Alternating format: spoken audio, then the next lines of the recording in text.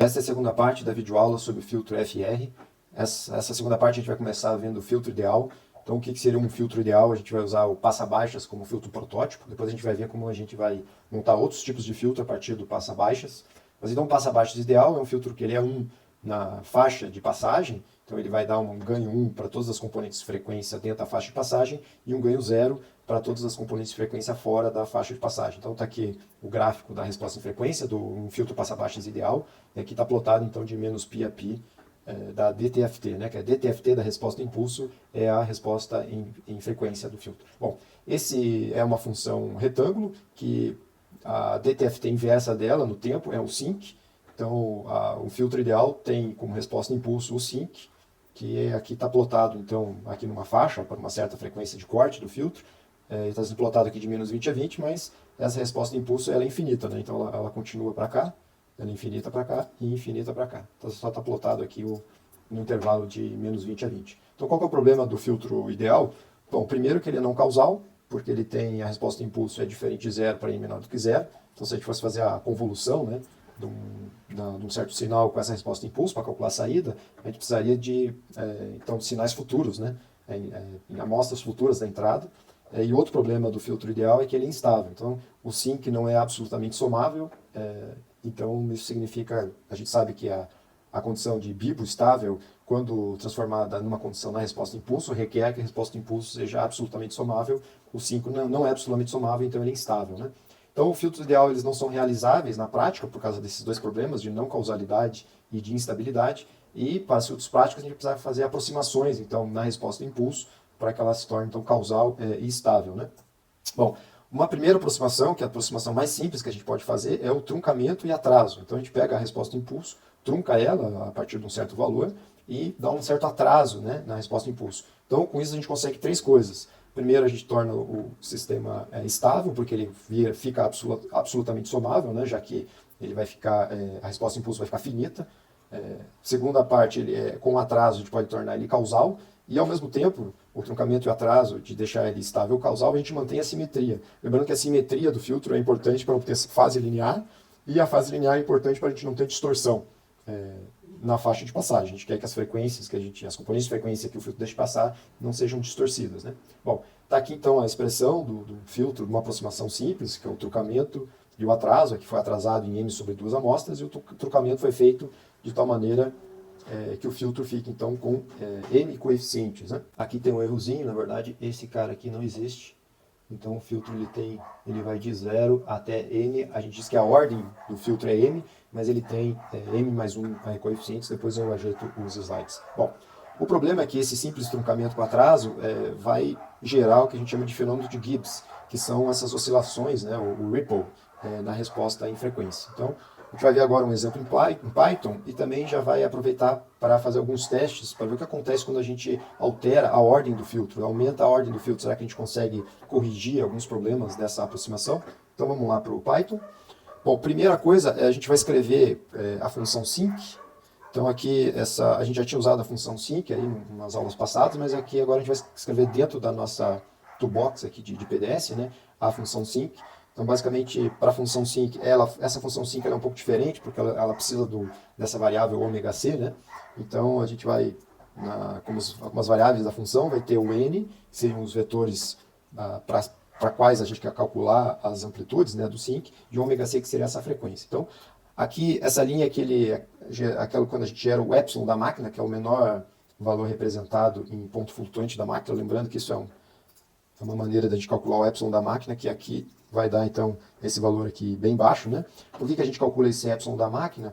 Para que, na hora de calcular o sync, na indeterminação, né, quando o argumento aqui fosse zero, a gente ia ter 0 sobre 0, e com esse epsilon a gente nunca tem 0 sobre 0, então é como se a gente estivesse calculando aquele limite teórico, né? Mas a gente usa esse artifício aqui de usar o epsilon da máquina para isso. Então, essa é a primeira função que a gente tem que escrever. Depois, então a gente vai fazer um exemplo aqui de um filtro de ordem 30, então a gente vai gerar aqui o n de 0 até 30, então são m mais 1 coeficientes, lembrando que essa função, a range aqui, ela gera um vetor de 0 até o número de pontos argumento menos 1, então a gente põe m mais 1 aqui para ir de 0 a 30. Vamos escolher aqui ômega c, que é a frequência de corte desse filtro em π sobre 2, e chamamos então a função sync, lá da biblioteca de PDS, já com atraso, né, de m sobre 2, e com a frequência de corte ali em ômega C, né? Ok. E aí vamos plotar então esse resultado, aqui aproveitar para plotar no mesmo gráfico a magnitude e a fase da resposta em frequência. Então para isso, aqui basicamente é o cálculo da resposta em frequência, que é a DTFT da resposta ao impulso. A resposta ao impulso é o sinc, a resposta em frequência é a DTFT da resposta ao impulso. Aqui a gente está passando então os coeficientes para o cálculo da DTFT, e aqui eu fiz uma mudança aqui na função DTFT, onde eu coloco aqui o lower bound, que seria a menor frequência para que a gente calcule a DTFT. Então eu acabei colocando zero aqui. Basicamente, a mudança da DTFT é simples, né? Antes ela ia de menos π a π, então agora tem essa opção aqui de passar aqui o lower bound e o upper bound, né? Então, passando o lower bound em zero, a gente não tem a parte das frequências negativas, vai ficar só com a parte das frequências positivas. Isso aí facilita aí para a gente ver o filtro, já que a gente está com sinais que são reais no tempo, então eles são simétricos na frequência. Ok, depois a gente acaba gerando aqui então esses gráficos. Esse aqui é um artifício aqui para a gente ter dois eixos y no mesmo gráfico. Depois plota então um deles a magnitude da resposta em frequência e o outro a fase da resposta em frequência, aqui com uma linha mais fina aqui para não poluir tanto visualmente, né? Tem essa função unwrap aqui, que ela evita então, como a gente tem os ângulos começam a se repetir, né, fora do intervalo de 0 a 2π ou de menos π a π, os ângulos começam a se repetir. Essa função unwrap, ela então gera um gráfico, ela tenta gerar um gráfico mais contínuo possível. Então, quando a gente tivesse um salto, por exemplo, de um ângulo, o ângulo vai de 0 até 2π, ele daria um salto para 0, né, se ele estiver sempre aumentando, né? Vai chegando perto de 2π, ele daria um salto para 0. Então, essa função unwrap, ela evita esses saltos, né? Sempre que a gente tem um salto, então, de 2π, ela tenta então corrigir e deixar essa função mais contínua possível. E depois então plota com cores diferentes. Então vamos executar esse trecho do código. Então está aqui o nosso filtro, né? Então está aqui a fase plotada. Então dá para ver aqui que a fase é linear. Ela também é linear nessa faixa. Essa faixa aqui seria a faixa de passagem da frequência π/2. Daqui para cá seria a faixa de rejeição. Dá para ver que a fase é linear nas duas faixas. E então essas oscilações são um fenômeno de Gibbs, né? Que é decorrência lá do truncamento. Né? O simples fato da gente jogar fora lá os coeficientes do sinc no tempo faz com que na frequência começam a aparecer então essas oscilações. Vamos ver o que acontece se a gente aumenta a ordem do filtro. Então eu vou comentar essa parte aqui e eu vou gerar então o mesmo caso do filtro, mas para diferentes ordens. Aqui as ordens são C10, 20 e 60. A gente vai ver o que altera. Né? Então, executando esse código de novo, a gente tem aqui o mesmo filtro para diferentes ordens. Então, a ordem 10, dá para a gente ver aqui que essa curva em azul, a ordem 20 é a curva em laranja e a ordem 60 é a curva em verde. Então, a gente observa que a seletividade do filtro melhora conforme a gente aumenta a ordem do filtro. A seletividade seria quão preciso ele é no corte. Né? Então dá para ver que o verde que ela começa a aproximar cada vez mais da resposta ideal em termos de seletividade. O que não altera, conforme a gente aumenta a ordem do filtro, é essa oscilação máxima aqui. Então dá para ver que tanto o filtro de ordem 60, quanto o de 20, quanto o de 10, vai ter um certo erro aqui. Né? Esse erro a gente diz que essa frequência aqui que deveria ter amplitude, deveria ter ganho 1, ela vai receber um ganho um pouquinho maior do que 1, enquanto que essa frequência aqui, no caso azul, que deveria receber um ganho 1, vai receber um ganho um pouquinho menor do que 1. Então essas oscilações aqui, a pior oscilação aqui não altera. Né? Então a gente vai ter que, na sequência, a gente vai ver outras maneiras, outras abordagens e técnicas para tentar diminuir um pouco essa oscilação, porque simplesmente aumentando a ordem do filtro, a gente não consegue diminuir o pior caso, né? A oscilação máxima. Né? Então vamos voltar aqui para os slides. A gente vai ver um outro conceito aqui, que são os filtros multifaixa. Então, a ideia é que o filtro passa baixa a gente já sabe como fazer, agora como projetar filtros arbitrários, né, ou filtros multifaixa. Nesses multifaixa estão inclusos aí passa alta, passa faixa, rejeita faixa e multifaixa, que seria assim, você arbitrariamente escolher diversas faixas e atribuir diversos ganhos para diferentes faixas. Né? Então, o jeito que a gente vai abordar esse problema primeiro a gente vai considerar um caso de um filtro passa-faixa, então esse filtro em azul aqui mais escuro, onde as frequências as componentes que têm frequência entre ômega 1 e ômega 2 a gente vai querer que tenha ganho 1, e as componentes fora então dessa faixa a gente vai querer eliminar, para que o filtro rejeite. O jeito que a gente bola esse filtro é combinando dois filtros passa-baixo. Então a gente vai combinar um filtro passa-baixo, que é esse verde, que tem frequência de corte em ômega 2, e a gente vai combinar com esse filtro em vermelho aqui, que é um passa-baixa também, são dois passa-baixas com frequência de corte em ômega 1. Então, se a gente pegar a resposta em frequência do filtro com frequência de corte em ômega 2 e subtrair da resposta em frequência do filtro com frequência de corte em ômega 1, a gente obtém então o filtro azul. Aqui seria então, o filtro verde menos o filtro vermelho dá o filtro azul.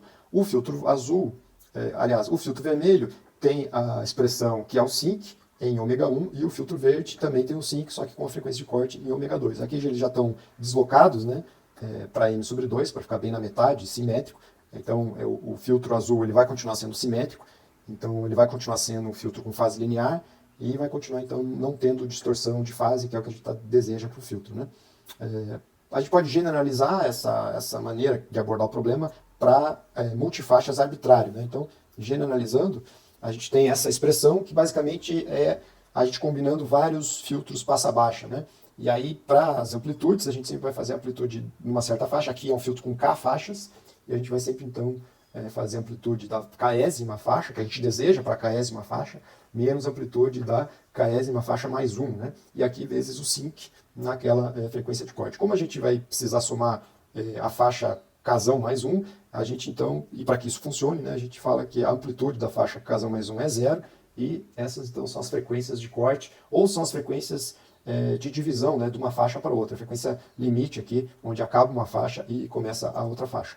Então agora a gente vai ver esses exemplos em Python, que são um filtro passa alta, passa faixa, rejeita faixa e com faixas arbitrárias. Então a primeira coisa é a gente escrever uma função que vai implementar um filtro multifaixa. Então, primeira coisa é a gente colocar, como a gente precisa de A casão mais 1 seja 0, a gente vai... primeiro que essa função, né, as variáveis que a gente vai chamar seriam as amplitudes que a gente quer de ganho para cada faixa, um outro vetor, então esse A é um vetor, o ômega também é um vetor com as frequências limites de cada faixa, e o M a ordem do filtro. Então a primeira coisa é colocar o A casão mais 1, que seria um 0, né, daquela outra amplitude, para que o somatório funcione, e também para as faixas a gente acrescenta então mais um π aqui, que lembrando aqui pela expressão a gente precisava então que a última faixa tivesse então o ômega 0, né, que seria a primeira frequência 0, e a última frequência aqui, que é o ômega 5, tem o valor de π. Então voltando aqui, a gente então acrescenta então, tanto no vetor aqui de amplitudes quanto no vetor de frequências esses dois valores a mais. Depois gera então o vetor n, que é o vetor dos índices, né, com tamanho m, que então vai de 0 até m, aliás, com tamanho m mais 1, desculpa, vai de 0 até m, e aqui a nossa resposta impulso, que vai ser aquele somatório. Então, para o somatório, a gente vai chamar a função sync, que a gente também já escreveu aqui, com então, o ômega k para cada faixa, e também o filtro deslocado para m sobre 2, e as amplitudes aqui, o ak menos ak mais 1. Ok. Então, a gente vai fazer aqueles 4 exemplos. O primeiro então, exemplo é passa altas, então como que a gente vai gerar? A gente gera a partir de um passa baixas, a gente gera um passa alto. Então deixa eu comentar essa parte do código aqui, descomentar a parte do passa alta agora. Então executando, a gente obtém aqui a resposta em frequência do passa alta. Foi escolhido aqui então a primeira faixa com amplitude 0, a segunda faixa com amplitude 1 e a frequência limite, né, de uma faixa para outra, π sobre 2. Então obtivemos esse resultado aqui, foi um filtro com ordem 40. E aqui o resto é só então, a parte de plotar o resultado. Para o segundo caso, é um filtro passa-faixa, então a amplitude da primeira faixa é 0, a amplitude da segunda faixa é 1, o ganho, né, que a gente quer para a segunda faixa, frequência é 1, e a amplitude da última faixa é 0. As frequências limites da primeira faixa para a segunda é π sobre 3, e da segunda faixa para a terceira faixa é 2π sobre 3. Aqui eu gerei um filtro com uma ordem um pouquinho maior, 60, para conseguir visualizar, e o resto aqui é só para plotar o resultado. Então, plotando aqui o resultado, está aqui o nosso filtro passa-faixa, né? Então, ele vai atenuar as frequências menores que π sobre 3 e as frequências maiores que 2π sobre 3, e as frequências aqui, então, nesse intervalo, seriam assim as frequências que o filtro deixa passar aqui com amplitude aproximadamente 1, tem essas oscilações, o ganho não vai ser exatamente 1, e na sequência aí do curso a gente vai ver como tratar, então, essa oscilação. O próximo filtro, que era o passa alta, o próximo filtro vai ser um filtro rejeita faixa. Então, comentando essa parte do código, a única coisa que muda, então, para o passa-faixa, para o rejeita-faixa, é o ganho de cada uma das faixas. Aqui os ganhos, então, é 1, 0, 1. Então, executando esse código, está aqui, então, ele vai rejeitar essa faixa de frequência e deixar o resto das frequências passar, né? E, finalmente, o último filtro, que seria o arbitrário. Aqui eu tentei imitar aquele gráfico lá dos slides, né, do nosso livro-texto. Então, atribuí aqui algumas amplitudes para essas faixas, escolhi também algumas frequências limite aqui entre as faixas, né?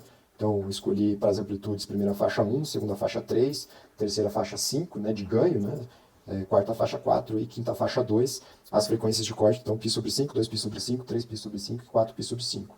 Foi preciso fazer um filtro com ordem um pouquinho maior para conseguir visualizar bem, né, as faixas, e o resto é plotagem dos resultados. Então está aqui o filtro arbitrário, né, com faixas arbitrárias. Ele daria ganho 1 para essa faixa, ganho 3 para essa faixa, ganho 5 e assim por diante. Então esta videoaula fica por aqui, até a próxima.